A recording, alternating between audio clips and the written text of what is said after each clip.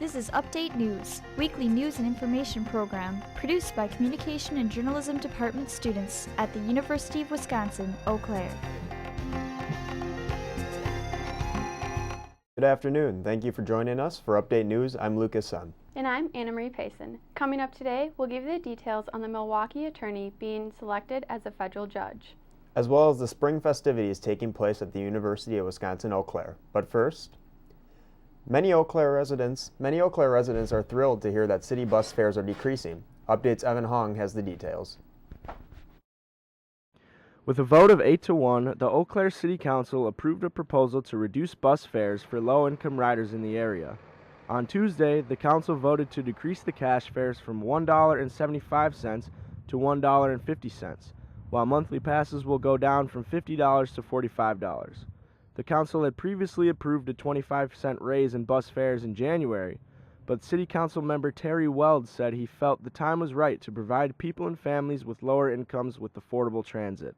As a community, we felt that there's a need for affordable bus fare for those that, don't have as many choices as others do in regards to, healthier foods and more community involvement and getting to the library and the pool and other jobs too that might be available. Anyone who is currently covered by Badger Care, the Women, Infant, and Children Nutrition Program, and other forms of government assistance can qualify for the reduced fares. Although the fares were just decreased, Weld says the council hopes to approve even cheaper fares for 2019. For now, we've only agreed to roll it back to what it was at $1.50. It will be our goal then, come January 1, to see a half fare rate initiated. But that requires some budget issues and concerns, and that's what we're going to work on these next 6 months. City Council members say the new bus fares will officially go into effect on July 1st. For Update News, I'm Evan Hong. The city of Eau Claire had a $38 million increase in tourist spending in the past year. The increase of the tourist revenue has city officials excited for the future of the city. Chippewa Valley by tourists in 2017. This comes at a 12.85% increase since last year. Service manager at Visit Eau Claire, Cammie Johnson, says the constant improving of Eau Claire has been key to this success. Reinvesting in the downtown has been instrumental in the growth. And I know what we're really excited about is the Confluence Center that opens in September. The improving of Eau Claire that is drawing people in has not been overnight. It has been many years in the making. In the past 5 years is really when you've started to see the big shift and change with tourism for kind of the whole Eau Claire and Chippewa Valley area. And there were a lot of efforts that came before to make this happen, but where we've really seen the results, again, is the last 5 years. Many community members credit this growth in population in tourism to the arts, culture, and events that are everywhere in Eau Claire. I'd say it's our arts culture. And like I said, the arts isn't limited to what most people think of, okay, so productions, plays, or it's the whole music and festival scene. So we have everything from our country music to Blue Ox to Eau Claire's that brings really diverse groups of people coming here. Johnson expects the number of tourists to grow along with the city of Eau Claire. Visit Eau Claire will join the downtown construction and will be moving into the Pablo Center at the Confluence, which is planned to open in September. Harley-Davidson Incorporated will put a muffler on their annual shareholders meeting in Milwaukee, at least as far as the press is concerned. The company is not allowing news media into the meeting. Only registered shareholders will be permitted to attend. Previously, some shareholders asked tough questions and union workers expressed anger over job cuts. Harley-Davidson says it will not talk about anything new at the meeting. The media and public are allowed to come to the bike night event after the meeting is over. One of the President Trump's judicial nominees was confirmed Thursday. Despite opposition from his home state senator, the Senate voted 49-46 to confirm Michael Brennan as the judge on the 7th Circuit Court of Appeals. That's despite the fact that Wisconsin Democrat Senator Tammy Baldwin, with the help of her so-called blue slip. A blue slip is a tradition allowing home state senators to stop lowering court nominees by refusing to return a sheet of paper. Never talk about someone behind their back. They'll always find out. On Thursday, sources say White House official Kelly Sadler said it, quote, doesn't matter, unquote, what McCain thinks because, quote, he's dying anyway, unquote. McCain is 81 years old and was recently diagnosed with an aggressive form of brain cancer. Sadler's comments occurred during a discussion of McCain's opposition to a CIA director appointment. The White House made no move to argue the statements, but they did express their condolences to McCain's family. The Kilauea volcano on the Big Island of Hawaii may blow at any moment. The threat of the volcano erupting and forcing 2,000 people to evacuate comes after the volcano bubbling lava for a week. Experts fear the eruption could mean that ash and boulders the size of refrigerators will be thrown into the air. Experts and scientists urge people to stay out of the closed areas of the national park near the volcano. Since May 3rd, Kilauea has destroyed 36 structures, including 26 homes. Two leaders will soon be meeting on common ground in Asia. Singapore will be the site of the historic meeting between President Donald Trump and North Korea's leader Kim Jong-un. The location of the meeting was chosen for many reasons. First, it is not far from North Korea. Singapore's security forces are acceptable, and there is an embassy in the city's central business district. Former U.S. Ambassador to Singapore David Adelman calls the location ideal because of its peaceful relationship with countries around the world. Today, Gaza activists are clashing with Israeli soldiers on the border of the Gaza Strip and Israeli. So far, 39 activists are injured in the soldiers' gunfire and tear gas. The protests today are just 3 days ahead of the march planned for Gaza's Hamas group. The march will challenge the movement of the U.S. Embassy from Tel Aviv to Jerusalem. During the march, tens of thousands of protesters will attempt to burst through the border fence into Israel. Organizers say the protests will be peaceful. Israel says it is sticking by its open fire policies, saying soldiers will shoot any investigator or those who come near the fence. After the break, we'll give you the weather forecast for the week, as well as details on the Brewers' latest game. Stay with us. You're watching Update News. The sky remains cloudy tonight, but the weather for the weekend may see some sun. Tonight there is a 50% chance of showers with a low of 39 degrees.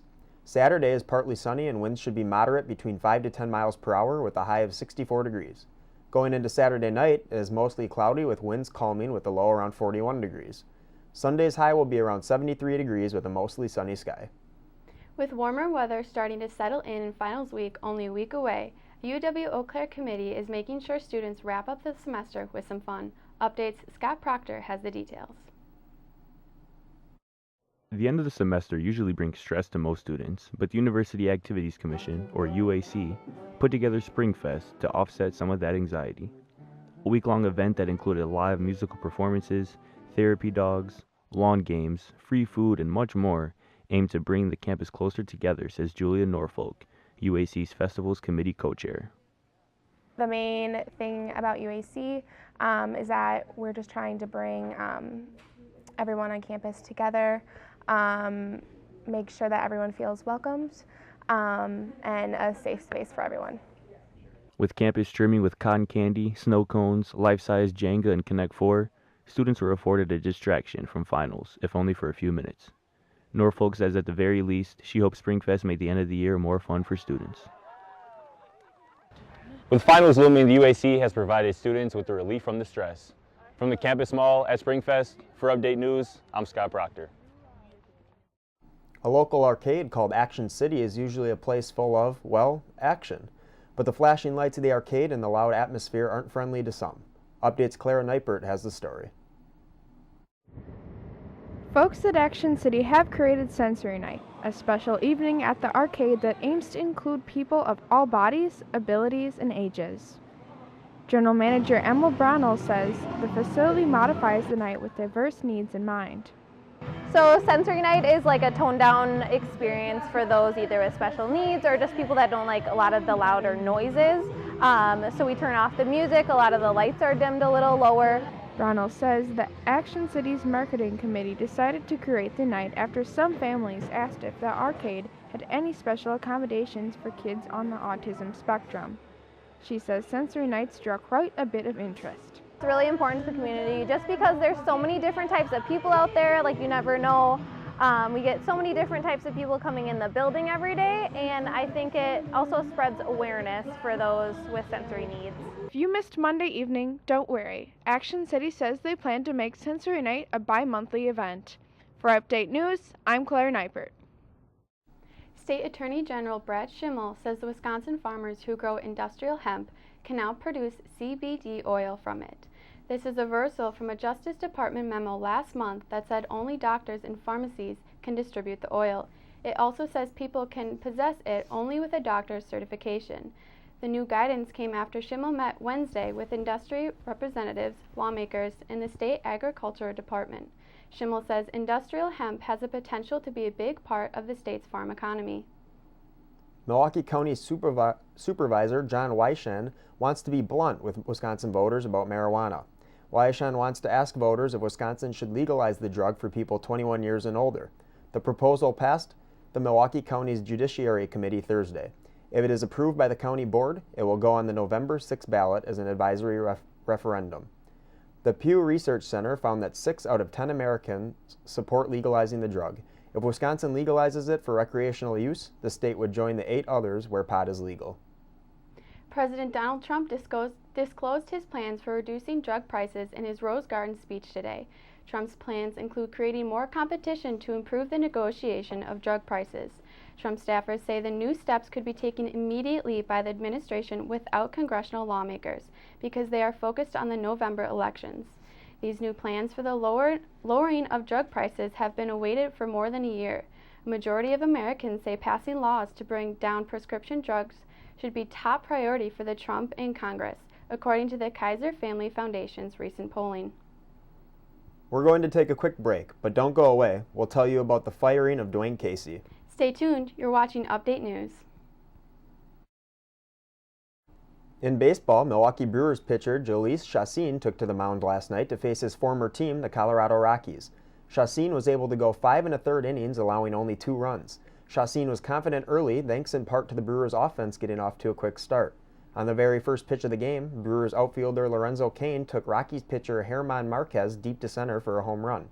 The Brewers were able to tally 4 more runs, get another RBI from Cain, 2 from Jesus Aguilar, and 1 from Manny Pena.